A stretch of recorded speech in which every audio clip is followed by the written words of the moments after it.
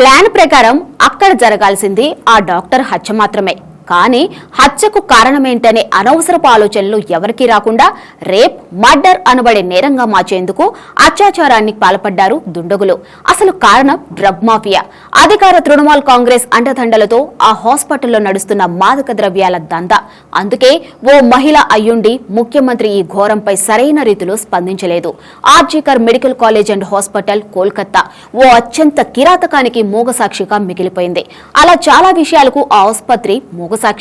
29 ఒక పీజీ 2వ సంవత్సరపు జూనియర్ వైద్యురాలు అర్ధరాత్రి జరిగిన దారుణ దమనకాండకు బలైపోయింది. కారణం తాను సాక్ష్యంగా నిలిచిన మాదక ద్రవ్యాల దందా.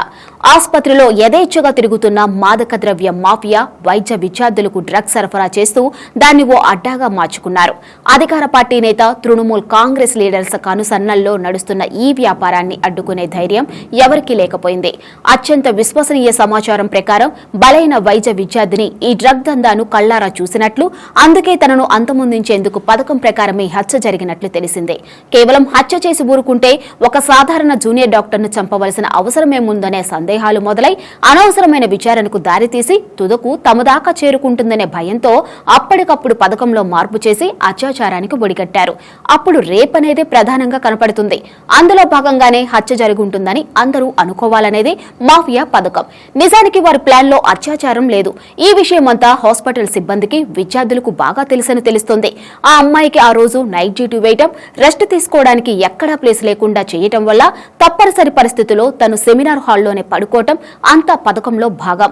జరిగిన ఘోరంలో ప్రధాన పాత్రధారి సంజయ్ రాయ్ అనబడే ఓ పోలీస్ వాలంటీర్, పోలీసు ఉన్నతాధికారులతో ఉన్న సన్నిహిత సంబంధాలు అతన్ని కోల్కతా పోలీస్ సంక్షేమ బోర్డులోకి తీసుకురావడానికి ఉపకరించాయి. దాని ద్వారానే అతను ఈ ప్రభుత్వ వైద్య కళాశాల పోలీస్ అవుట్ పోస్ట్ లోకి రాగలిగాడు. కోల్కతా పోలీస్ 4వ బెటాలియన్లో విస్తృతమైన స్వేచ్ఛ కలిగిన సంజయ్ రాయ్ హాస్పిటల్ అంతా విచ్చలవిడిగా తిరిగేవాడు. అతనికి ఎదురు తిరిగే దమ్మెవరికీ లేదు. ఆ కాలేజీలో డ్రగ్స్ దందాకు అధినేత ఆ సంజయే. జరిగిన ఘోరంలో ప్రత్యక్షంగా పాల్గొంది కూడా ఇతనేనని ఆసుపత్రి సిబ్బంది పేరు చెప్పడానికి ఇష్టపడిన దర్యాప్తు చేసిన ఓ అధికారి తెలిపారు. ఈ సంజయ్ అనేవాడికి లేని దురలవాట్లు లేవు. భార్యలను విపరీతంగా వేధించేవాడని, నిత్యం ఫోన్ చిత్రాలను మొబైల్లో చూసేవాడని తెలుస్తుంది. తన స్వయంగా మాదక ద్రవ్యాలకు బానిస కూడా. సంజయ్ రాయ్ కోల్కతా పోలీస్ 4వ బెటాలియన్లోని బ్యారక్లోనే పడుకున్నాడని ఆ అధికారి తెలిపారు. ఇందులో కళాశాల ప్రిన్సిపల్ డాక్టర్ సందీప్ ఘోష్ ప్రమేయం కూడా ఉందని విద్యార్థులు ఆరోపిస్తున్నారు. మొదట్లో తను అమ్మాయిదే తప్పు అని వాదిస్తూ దాన్ని ఆత్మహత్యగా చిత్రీకరించే ప్రయత్నం చేశాడు. ఈ సందీప్ అనే డాక్టర్ చరిత్ర కూడా అంతా అవినీతి, నేరమయమే. డాక్టరే అయినా తన భార్య 2 వారాల బాలింతగా ఉన్నప్పుడు కడుపులో తంతే ఆమె ప్రాణాపాయ స్థితిలకు వెళ్లిందట.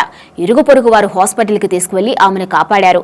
అధికార తృణమూల్తో గట్టి సంబంధాలున్న సందీప్ గతంలో జరిగిన తన 2 బదిలీలను సమర్థవంతంగా అడ్డుకొని 48 గంటల్లోపే తిరిగి అక్కడ జాయిన్ అయ్యాడు.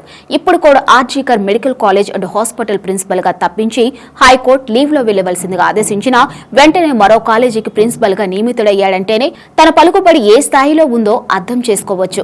సంజయ్ రాయ్, సందీప్ ఘోష్ ఇద్దరూ తోడు దొంగలే. తిరిగి వేరే కళాశాలకు నియమితుడయ్యాడన్న విషయం తెలుసుకున్న కోల్కతా హైకోర్టు ప్రభుత్వంపై తీవ్ర ఆగ్రహం వ్యక్తం చేసి తిరిగి ఇంట్లో కూర్చోబెట్టింది. కేసును సీబీఐకి బదిలీ చేసింది. ఈ సంఘటనతో దేశవ్యాప్తంగా నిరసనలు భగ్గుమన్నాయి. ఇండియన్ మెడికల్ అసోసియేషన్ వైద్య సేవల నిలుపుదలకు పిలుపునిచ్చింది.